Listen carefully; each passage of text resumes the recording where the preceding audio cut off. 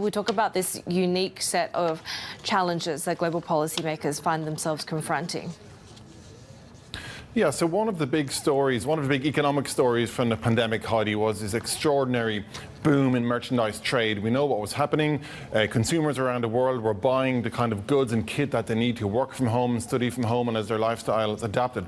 That's all now unwinding. That demand for merchandise goods is coming off. You're seeing that most pronounced in East Asia. We're seeing it in PMI readings. We're seeing it in South Korean trade data. We're obviously seeing it in China's trade data. And it is because, as you mentioned, there's so much going on now. You have that kind of post-pandemic shift happening, but you also have inflation, higher mortgage repayments. We have the European energy crisis, the war in Ukraine, and all of these are pointing towards a big slowdown in trade. And as you mentioned, the WTO, for example, they're talking about merchandise trade growth next year of 1%. Just to give you some perspective on that, last year trade growth in the world was around 10%. So it is a big shift that's happening, and it does mean that one of the big drivers of the global economic recovery from the pandemic, which was the boom in merchandise trade, that is now coming off and coming off quite sharply.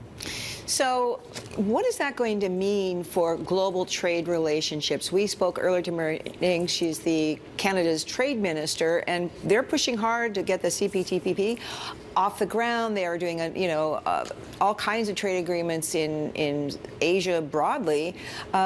Is this slowdown going to slow those kinds of measures down, those efforts to globalize trade further?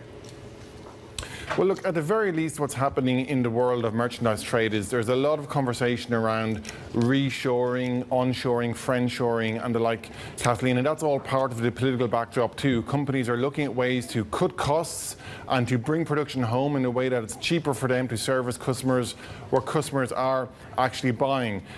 We know that's the headline takeaway from what's happening, but actually the data isn't yet showing a dramatic shift in terms of merchandise companies pulling their production out of, say, China, for example, or pulling their production out of Asia and bringing it back to Europe in a significant way. That's yet to show through in the data.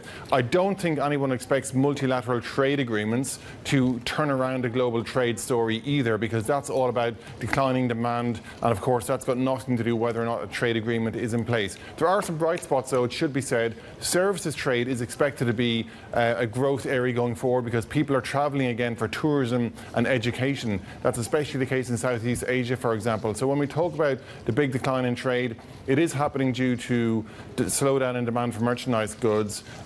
Multilateral trade agreements won't change that. But as I say to you, the bright spots to keep an eye on are what's going to happen in tourism, what's going to happen in education spend. Those are big export markets for lots of countries too.